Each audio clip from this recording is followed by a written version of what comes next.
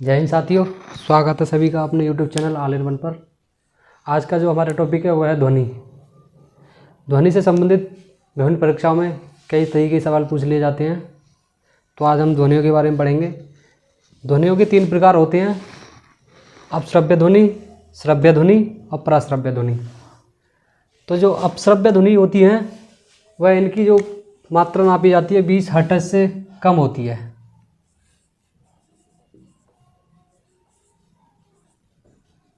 20 hertz से कम, क्योंकि ध्वनि को हर्ट्ज में मापा जाता है। श्रव्य ध्वनि जो होती है 20 हर्ट्ज से 20,000 हर्ट्ज तक होती है। 20 हर्ट्ज से 20,000 इकाई, 2.5 सैकड़ा, 10,000, 20,000 हर्ट्ज हो गया। पराश्रव्य ध्वनि जो होती है 20,000 हर्ट्ज से अधिक होती है।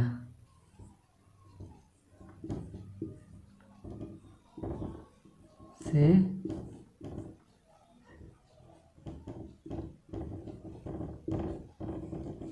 20,000 से अधिक हर्ट्ज होता है।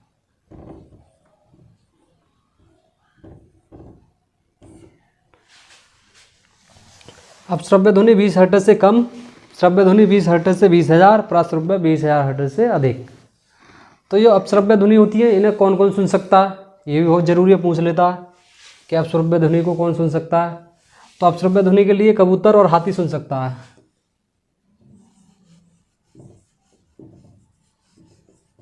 कबूतर, हाथी।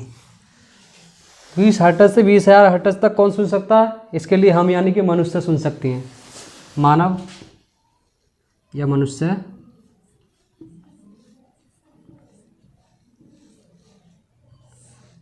इस इतनी ध्वनि को सुन सकता है। पराश्रव्य ध्वनि को कौन सुन सकता है? पराश्रव्य ध्वनि के लिए डॉल्फिन है और चमगादड़ है, कुत्ता है, ये लोग इन ध्वनि को सुन सकते हैं। डॉल्फिन,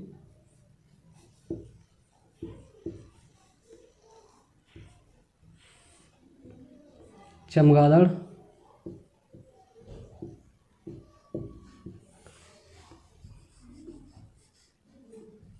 कुत्ता, इन ध्वनि को सुन सकता है। ये ध्वनि कहाँ प्रयोग की जाती है? जब अल्ट्रासाउंड में जो ध्वनि होती है, पराश्रव्य ध्वनि उपयोग की जाती है अल्ट्रासाउंड करते वक्त।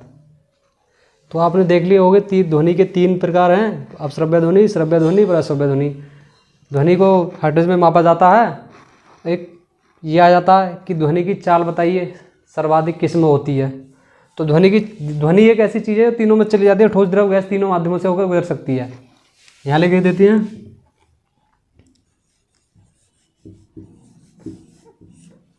ध्वनि तीनों माध्यम,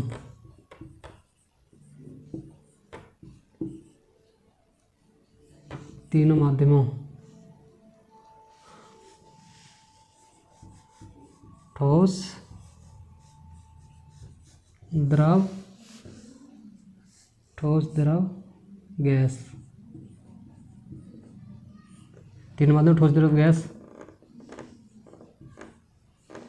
में ध्वनि तीनों माध्यमों, ठोस, द्रव, गैस में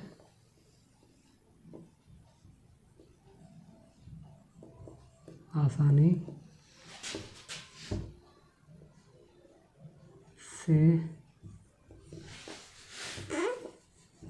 जा सकती है। ये लिख दीजिए, ध्वनि तीनों माध्यमों, ठोस, द्रव, गैस में तीनों में से गुजरती है। अब सर्वाधिक चाल पूछेगा कि ध्वनि की सर्वाधिक चाल किसमें होती है? तो सर्वाधिक चाल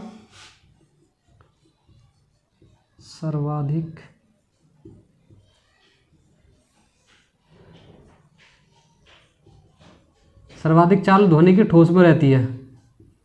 जो जितनी ज़्यादा ठोस चीज़ में होगा ध्वनि की प्रवेश करेगी, सबसे तेज चलेगी।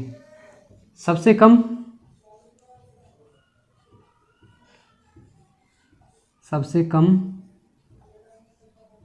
सबसे कम गैस में रहती है। यानी कि गैस में निम्न वेग से चलती है ये गैस। सर्वाधिक चाल ठोस, सबसे कम गैस। कभी कभी ये पूछ लेता है कि ध्वनि की वायु में चाल क्या होती है, तो ध्वनि की वायु में चाल यहाँ भी है, यहाँ लिखे देते हैं। ध्वनि की वायु में चाल, वायु में चाल रहती है 332 मीटर प्रति सेकंड, यानी इस स्पीड से जा सकती है 332 मीटर प्रति सेकंड। उसमें भी अगर वायु है तो 332 मीटर प्रति सेकंड। अगर आगे शुष्क वायु, क्योंकि ऑप्शन आ जाते हैं कभी कभी शुष्क वायु में बताइए, तो यहाँ शुष्क वायु लिखे देते हैं। शुष्क वायु में, शुष्क वायु में चाल इसकी है 343.60 के करीब, 343.59 मीटर प्रति सेकंड। तो कभी कभी पूछ लेता है कि ध्वनि की वायु में चाल बताइए, 332 मीटर प्रति सेकंड है, शुष्क वायु में बताइए 343.60 कर देना या 59। अगर एक्यूरेट पूछे तो 343.59 मीटर पर लगाना ठीक, वरना 343.60 कर देना, यानी 343.5 भी कर सकती हैं या 6 भी कर सकती हैं। तो ध्वनि से रिलेटेड कई सारे क्वेश्चन हो गए। पहले तो ध्वनि क्या होती है जो हम अपने कानों से सुन सकते हैं। एक भगवान ने हम इतने अनमोल बनाए कि हमें ध्वनि सुनने एवं किसी को देखने के लायक बनाया है। तो ध्वनि के भी 3 प्रकार होते हैं, अपश्रव्य, श्रव्य, पराश्रव्य। अपश्रव्य ध्वनि 20 हर्ट्ज से कम होती है, जिन्हें सिर्फ कबूतर और हाथी सुन सकता है। 20 हर्ट्ज से 20,000 हर्ट्ज तक हम यानी कि मानव मनुष्य सुन सकते हैं। पराश्रव्य ध्वनि को डॉल्फिन और चमगादड़ कुत्ता सुन सकते हैं। भूकंप के लिए भी यही चीज़ भाप जाते हैं, कुत्ता हो, चमगादड़ हो, डॉल्फिन हो ये। और ध्वनि तीनों माध्यमों से होकर गुजरती है, ये सबको पता ही है। ठोस में भी जा सकती है, द्रव में भी, गैस में भी। जिसमें ठोस में सर्वाधिक चाल रहती है, प्रश्न आ जाता है कि ध्वनि की सर्वाधिक चाल कहाँ रहती है, ठोस में, सबसे कम गैस में। ध्वनि की चाल वायु में 332 मीटर प्रति सेकंड। सबको हो गया, याद हो गया होगा। अब कभी कभी ये पूछ लेता है कि ध्वनि की तरंगें कैसी होती हैं, तो थोड़ा सा मिटाना पड़ेगा। यहाँ से मिटा दें, लिख लेना वीडियो को रोककर सभी लोग। बहुत इंपॉर्टेंट चीज़ है, हर एक परीक्षा में पूछ लेता है। TET, C TET, UPP, super TET, competition, कितनी भी कोई सी भी परीक्षा से कहने का मतलब ये सब में पूछ ही लेता है। ध्वनि से रिलेटेड कोई ना कोई क्वेश्चन आ ही जाता है।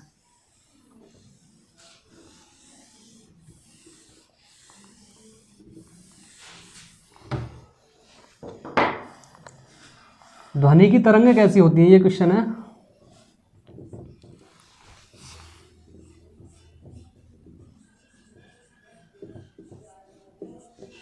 ध्वनि तरंगें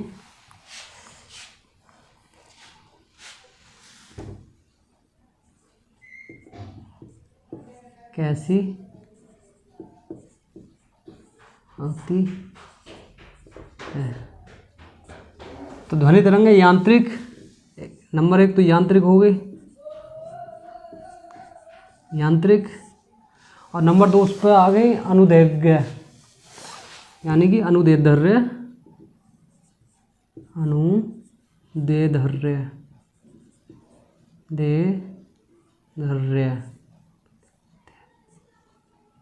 अनुदैर्ध्य होती है।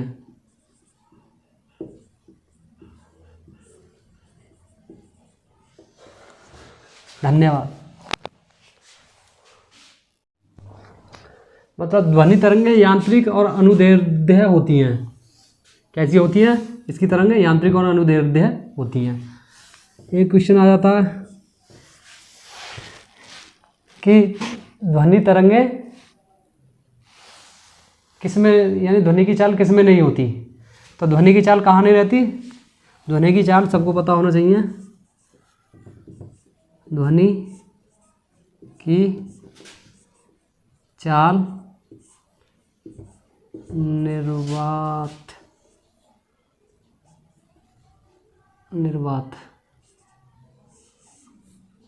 निर्वात में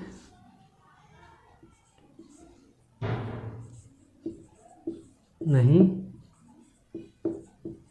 होती। एक क्वेश्चन हमारा ये बन गया, ध्वनि की चाल निर्वात में नहीं होती, यानी निर्वात में शून्य रहती है, ध्वनि गुजर नहीं सकती निर्वात माध्यम में होकर, देखा होगा। निर्वात में प्रकाश की चाल अधिक रहती है, सर्वाधिक चाल प्रकाश की रहती है निर्वात में, और ध्वनि की शून्य होती है, बिल्कुल नहीं होती निर्वात में। तो आई होप सब समझ चुके होंगे जो भी मैंने अब तक पढ़ाया। हमारे जो पढ़ चुके हैं अब तक, जितनी वीडियो देखी हैं सभी एक बार सभी देख लीजिए, और जिन बंधुओं ने सब्सक्राइब नहीं किए सब्सक्राइब कीजिए, लाइक शेयर कीजिए, बेल आइकन के बटन को दबाइए, जिससे कि मैं जो भी वीडियो बनाऊँ वो आपके पास पहुँचती रहे। धन्यवाद।